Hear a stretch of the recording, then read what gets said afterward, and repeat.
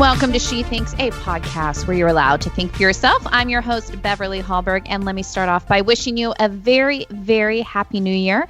On this episode, the first episode of 2020, we're going to do something just a little different. Instead of talking about one policy issue, Hadley Heath Manning joins us to give an overview of IWF's policy priorities for the new year. We'll talk about the important issues facing women, the plan of attack for each, and how IWF determines what to focus on in the first place. Before we start our conversation, a little bit about Hadley. Hadley Heath Manning is the Director of Policy at Independent Women's Forum and Independent Women's Voice. She frequently comments on healthcare, entitlements, and economic policy and manages the organization's policy, projects, and publications. She is also a senior fellow at the Steamboat Institute in Steamboat Springs, California, and you're probably familiar with her because she appears frequently in radio and TV outlets across the country and is a regular guest on the Fox Business Network. Hadley, thank you so much for joining us for this first episode of 2020.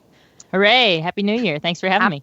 Absolutely. So let's just kind of get into your role at IWF. You deal with policy. What are the issues facing women in 2020 that you think these are the main priority issues? This is what we need to delve into.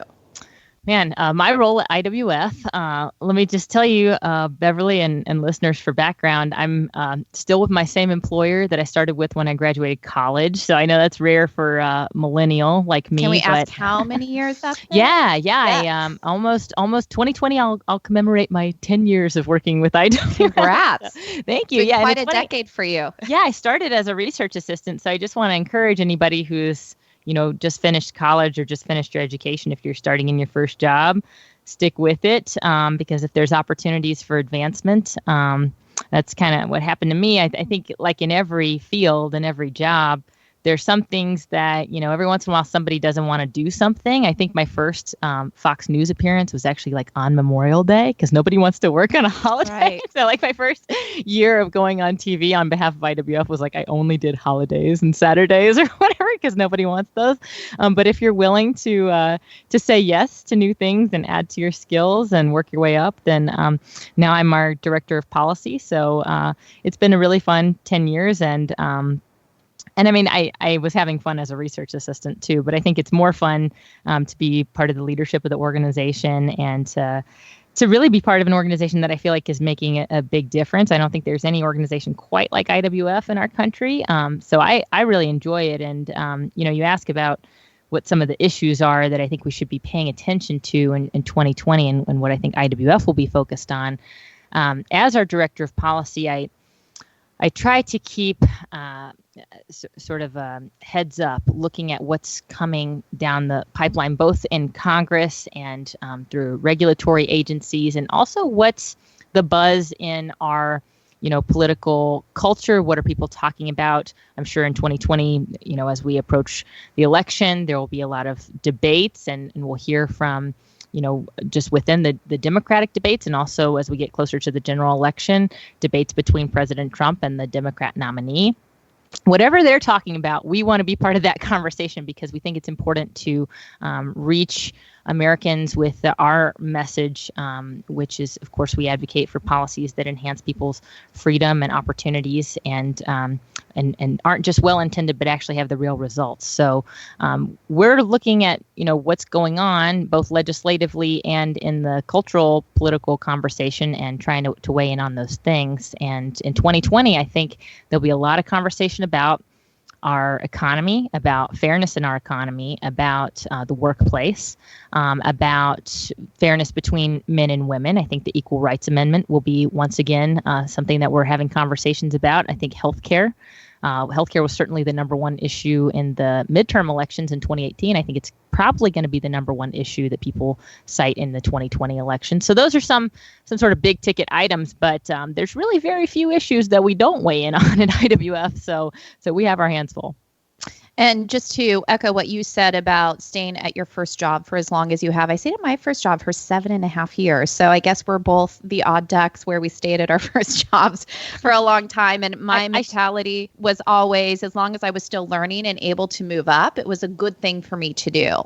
Right. And I should add that, for a lot of people, this just isn't practical because you get married, you move, you have life changes, you have to respond to whatever's going on in your life. But IWF is the type of employer who has just extreme workplace flexibility. I live in Denver, Colorado. I joke that's my other DC because I go back to Washington, D.C. Pretty frequently.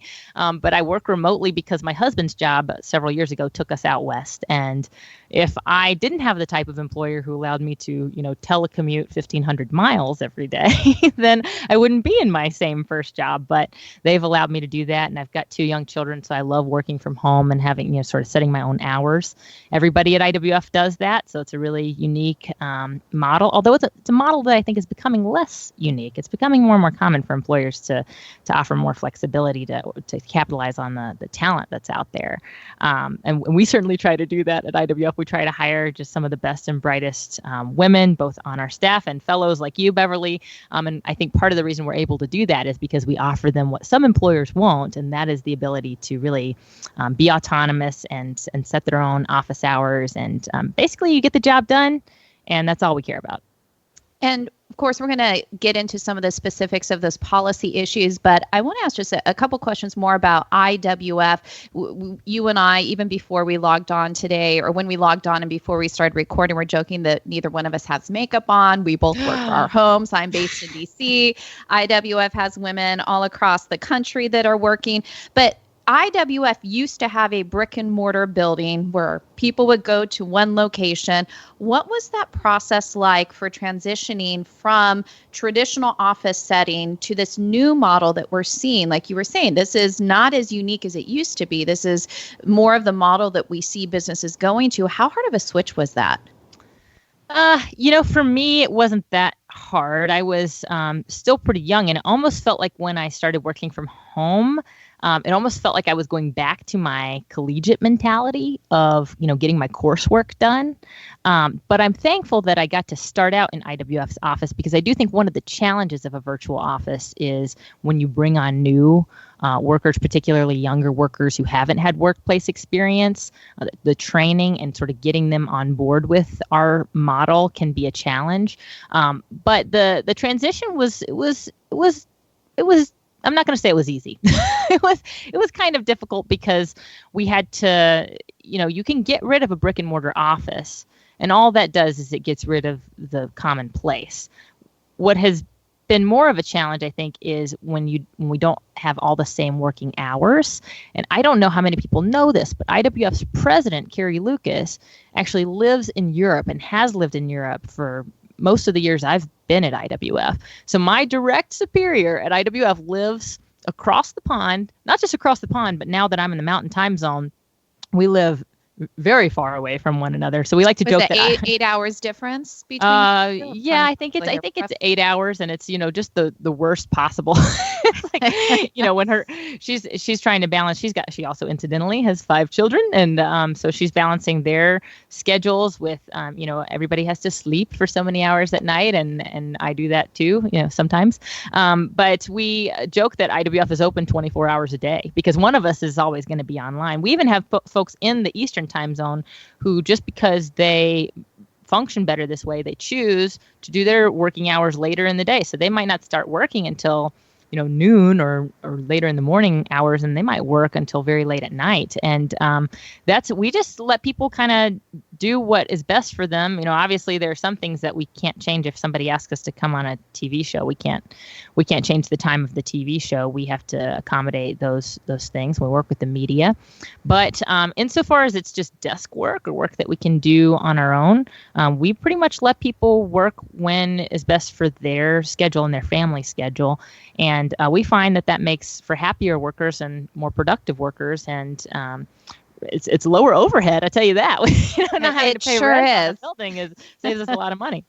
Well, so getting into one of the issues you deal with, which is workplace issues, I know that's a focus that you're going to have in 2020. I think what's interesting about it is that IWF models some of the issues that you talk about and how government doesn't need to solve all these issues, that individual businesses and employers can work with employees to make choices that make sense for them. So tell us about just the lens that you view workplace issues with, some of the ones that are on the table, and whether or not working for IWF and the model that they have also helps informs the policy directions that you suggest.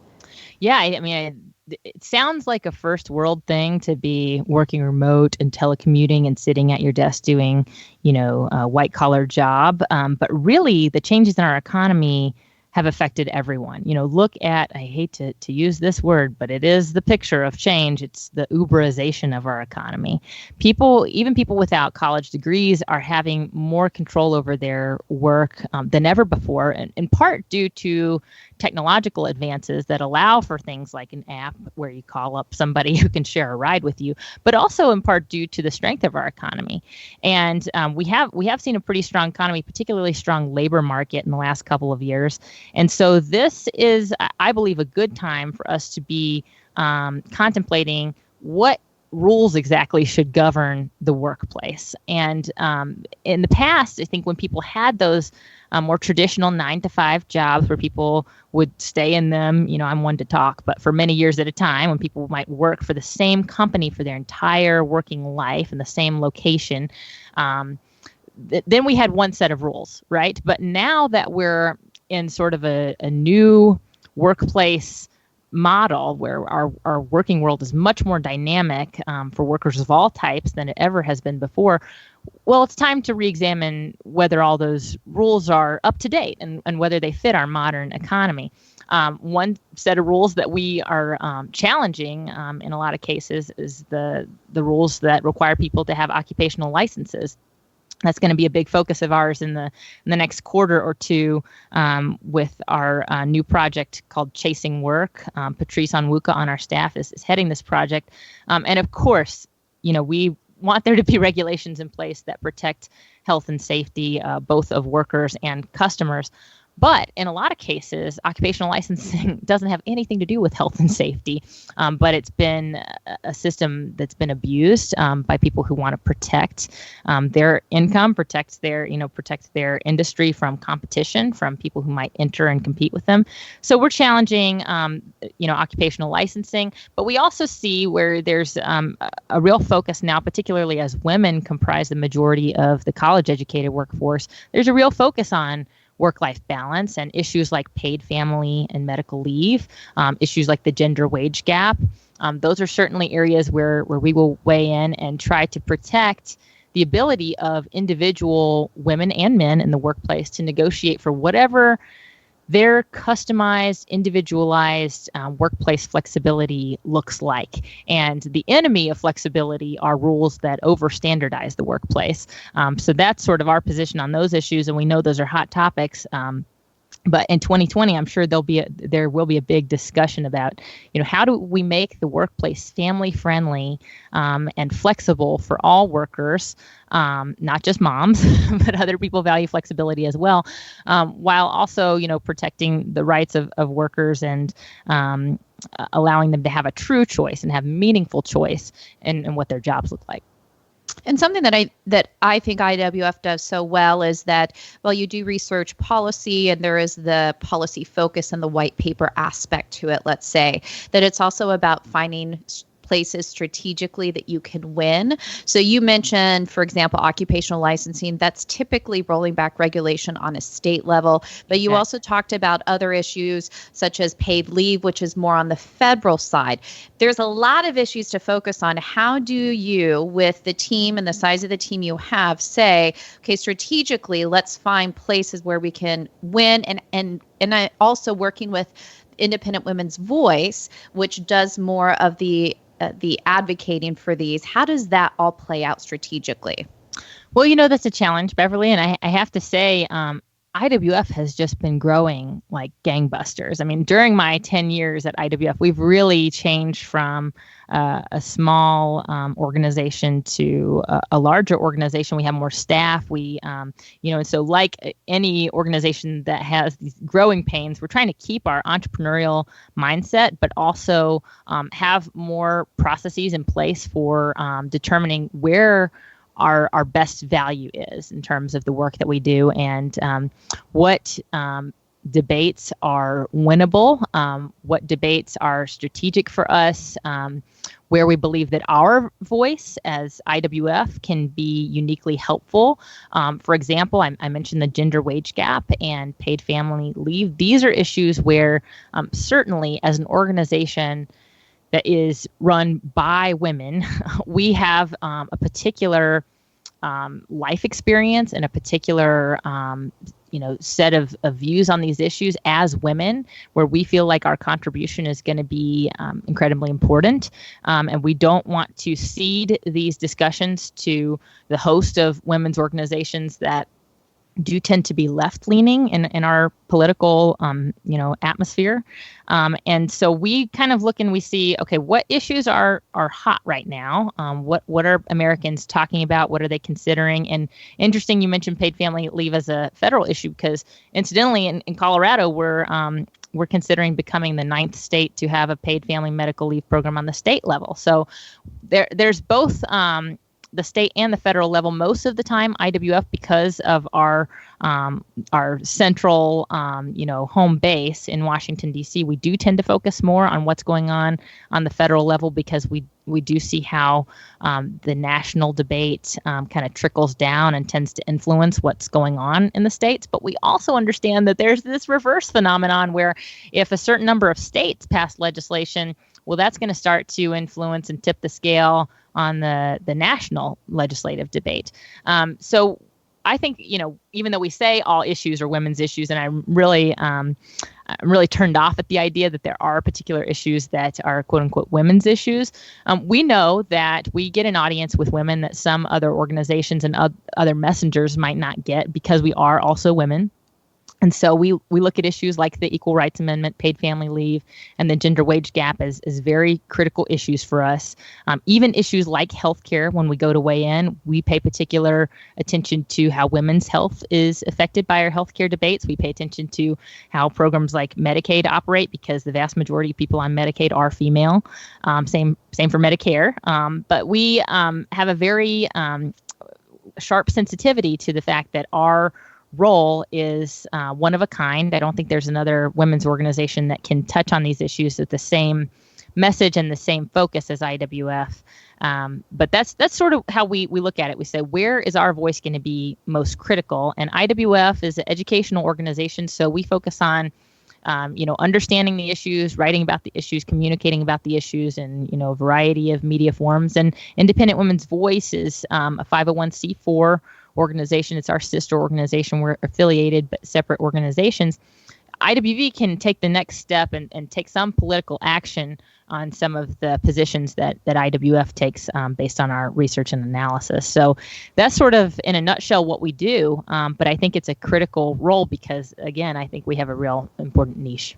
And I know that you do have the ear of so many people who are looking for the voice of women that isn't traditionally heard. So I think IWF not only has done a great job with communicating its message, but as you were saying, growing as an organization so that there are more women out there.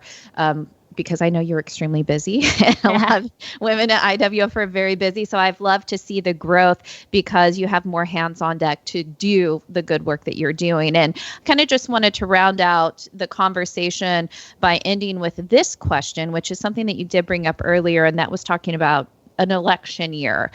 Do you view the upcoming election as a perfect time to educate people? So, for example, healthcare is being discussed, okay, Medicare for all, or revising Obamacare, which is Joe Biden's plan. There's a lot being discussed about socialism as a whole. So it's a year where ideas are being presented because there is an election. Do you see then 2020 as being a huge opportunity for IWF to educate and to be part of that conversation, especially when it is showing maybe if we implemented that as a policy, here's how disastrous it would be? I'm going to share my answer, and my answer might surprise you because I'm going to say no. I don't think the election year is the ideal time for some of these debates. Unfortunately, we have a lot of political polarization in our culture and in our partisan debates. I've gotten to the point now where somebody who works in public policy, I like to say that public policy is the beautiful cousin and politics is the ugly cousin. They kind of go hand in hand, politics and public policy. They're inseparable. When I go to the cocktail party and people ask me what I do, and typically our social circle and urban deep blue Denver is more left leaning. I tell people I work in public policy, but it's really hard to extricate the policy debates from our political debates.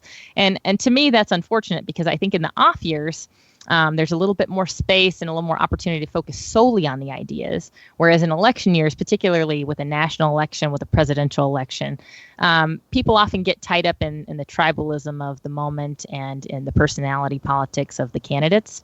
And so I've gotten to the point now where I really don't like election years as much. I do think, a positive spin on polarization might be that election years do provide us with an opportunity for real contrast, for different visions for our country.